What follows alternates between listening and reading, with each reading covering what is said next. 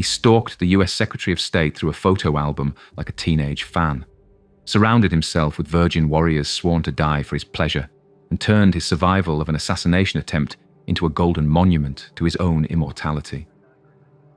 For 42 years, Muammar Gaddafi didn't just rule Libya, he transformed his dictatorship into a traveling circus of sexual obsession, golden excess, and psychological warfare that terrorized world leaders from Manhattan to Paris. Behind every bulletproof tent and gold-plated gun lies a story of megalomania so extreme it redefined what it means to weaponize wealth and power. Tonight, 10 possessions that reveal how a desert colonel became history's most theatrically deranged dictator. Stay to the end. Number 1 involves a secret he took to his grave that explains his final moments of delusion. Born in a Bedouin tent, died in a drainage pipe. Everything in between was pure theatrical madness. 1969. A 27-year-old colonel overthrows the king and immediately begins constructing his fantasy persona.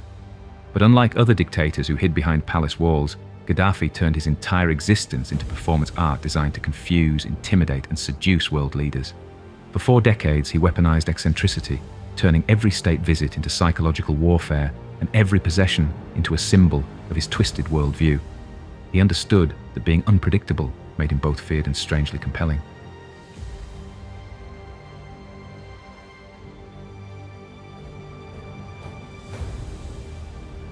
At number 10, most dictators stay in 5-star hotels when traveling abroad.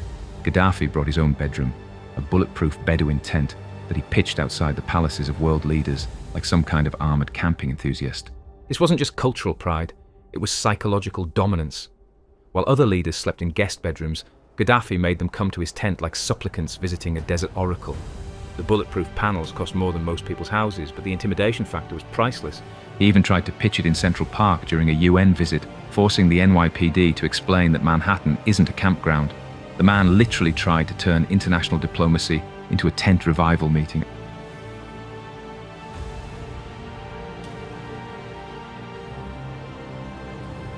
At number 9. Gaddafi didn't just bring his tent to Europe, he brought the entire desert, complete with live camels that he let graze on the manicured lawns of world leaders while conducting diplomatic business.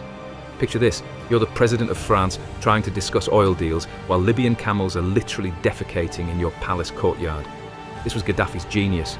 He turned every meeting into a surreal power play where everyone else looked uptight and he looked authentically connected to his roots. The psychological impact was calculated. While other leaders wore suits and followed protocol, Gaddafi showed up with livestock and made everyone else adapt to his desert theatre. At number 8.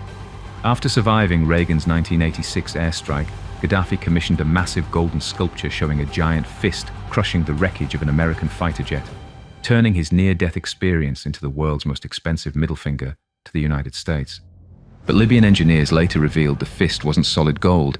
It contained a hidden chamber where Gaddafi allegedly stored soil from the exact spot where American bombs fell, creating a literal shrine to his survival mixed with enemy earth. This wasn't just propaganda. It was trauma converted into occult ritual. Every day, Libyans were forced to drive past a golden reminder that their leader had survived American bombs and turned his victimization into a supernatural talisman of invincibility. At number 7. In 2009, Gaddafi unveiled his greatest engineering achievement, a rocket-shaped supercar that he claimed he personally designed to be the safest vehicle ever built. The result looked like a rejected prop from a 1970s sci-fi movie. The Saruk El Jamahiriya featured a 230-horsepower V6 engine, retro-futuristic styling, and according to defector claims, hidden compartments designed for weapons storage and emergency cash reserves. But that wasn't the point. Gaddafi wanted to be remembered as an inventor, not just a dictator.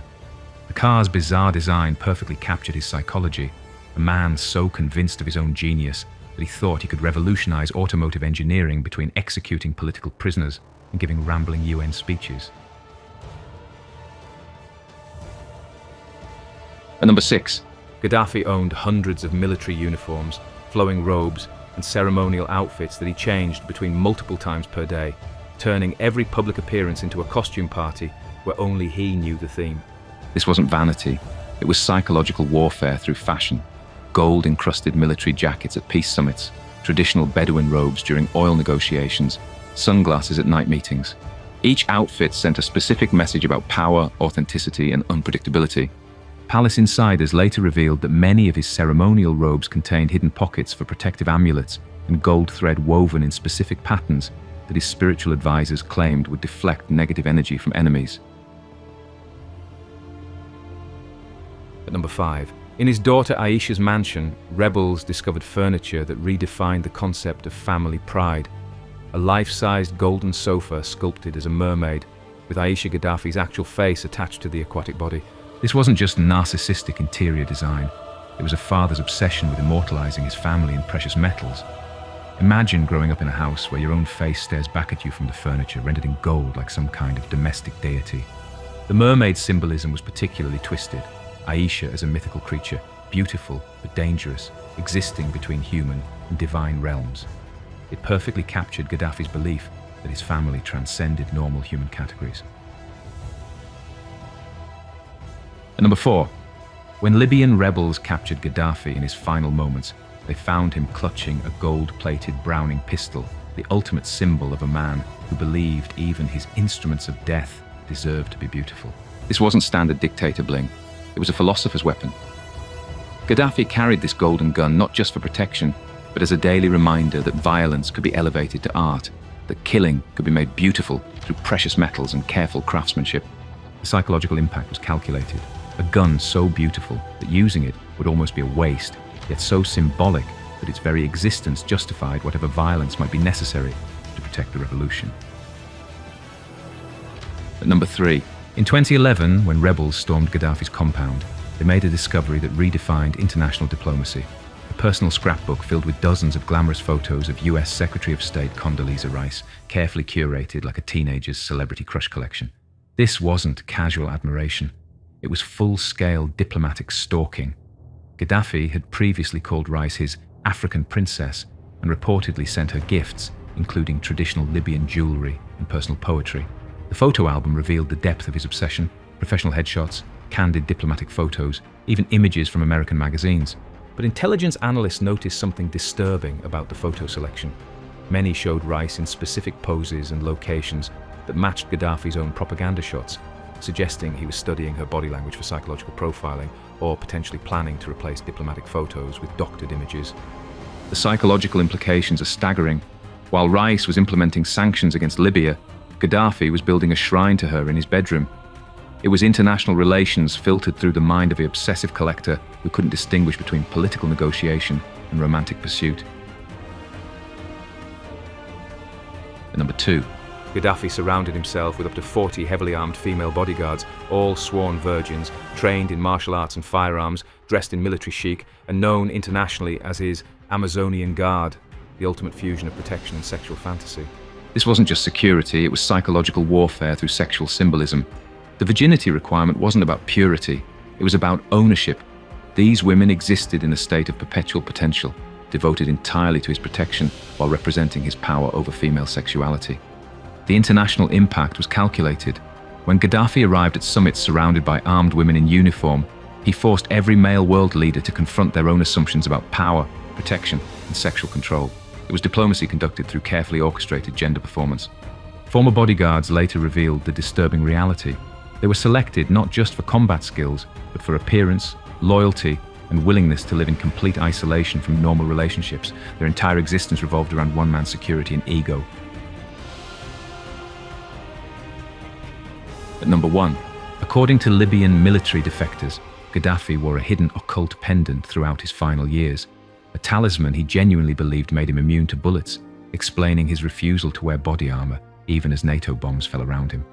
The pendant allegedly contained Berber symbols dating back to ancient Libya's oracle traditions, blessed by a secret Sufi mystic who convinced Gaddafi he was the prophesied Golden Lion of Africa. Intelligence sources believe the mystic was actually a Syrian intelligence operative using supernatural manipulation for geopolitical control.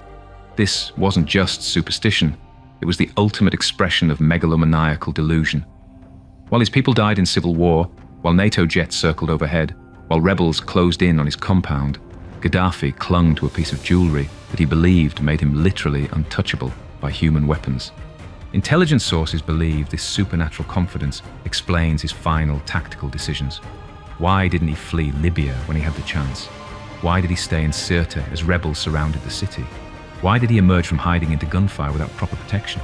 Because a man who believes he's protected by ancient magic doesn't think like someone who can die. The talisman was supposedly found on his body after capture, but its current location remains classified. Some intelligence analysts worry that its symbolic power could inspire copycat dictators who mistake supernatural thinking for strategic invincibility. In his final moments, hiding in a drainage pipe, clutching his golden gun, Gaddafi learned the ultimate lesson about the difference between theater and reality, between ancient prophecy and modern warfare, between believing your own propaganda and facing the consequences of 4 decades of terror. They found him in a concrete drainage pipe, the man who had turned dictatorship into performance art, reduced to a blood-soaked fugitive, begging for mercy from the people he'd terrorized. But here's what intelligence agencies still study about Gaddafi's collection methodology. Every item was designed for psychological impact, not personal pleasure. The tent forced world leaders to come to him. The costumes kept everyone off balance. The virgin bodyguards sexualized his protection. The golden monuments turned survival into divine validation. This wasn't random megalomania. It was systematic psychological warfare disguised as eccentricity. Gaddafi understood that being unpredictable made him both feared and strangely compelling. Every bizarre possession served a strategic purpose in his campaign to dominate through confusion. The Condoleezza Rice album wasn't just stalking. It was an attempt to personalize international relations, to transform geopolitical conflict into intimate negotiation. The protective talisman wasn't just superstition, it was the logical endpoint of a man who had spent decades convincing himself that theater could override reality. And here's the terrifying part. His theatrical methodology is being copied by authoritarians worldwide right now. Every dictator who weaponizes unpredictability, every leader who turns personal obsession into state policy, every tyrant who mistakes performance for power, they're all following Gaddafi's playbook. The Golden Gun, the Virgin Guards, the Stalker albums, these weren't just the toys of a madman, they were prototypes for psychological warfare that continues today in different forms across the globe. Right now, somewhere in the world, another megalomaniac is building their own collection of power symbols, mixing personal obsession with political theater, convinced that their performance can override the consequences of their actions. Today, Gaddafi's bizarre possessions are scattered across the globe like fragments of a shattered performance. The Golden Fist still stands in Tripoli, now covered in revolutionary graffiti. The bulletproof tent fabric was reportedly sold to collectors. The Condoleezza Rice photos remain evidence in intelligence files. But the psychological legacy lingers. Libya still struggles with the cultural trauma of living under a leader whose megalomania was matched only by his theatrical genius. Children who grew up watching their dictator change costumes multiple times per day are now adults trying to rebuild their society's relationship with authority and performance. The golden gun was melted down, but its symbolism lives on in the minds of every authoritarian who believes violence can be beautified through precious metals and careful presentation. He didn't just collect bizarre objects. He created a blueprint for how modern dictators use theater and obsession as tools of psychological control. Every golden monument, every stalker album, every virgin bodyguard was designed to convince both enemies and allies that normal rules didn't apply to him. But here's the question that should keep you awake tonight. Which current world leaders are building their own collections of theatrical power? Whose golden guns are we ignoring? Whose stalker albums are being compiled right now? Whose protective talismans are convincing them they're untouchable? If history teaches us anything, it's that the most dangerous dictators aren't those who hide their obsessions. They're the ones who turn them into state-sponsored performance art that outlasts their regimes.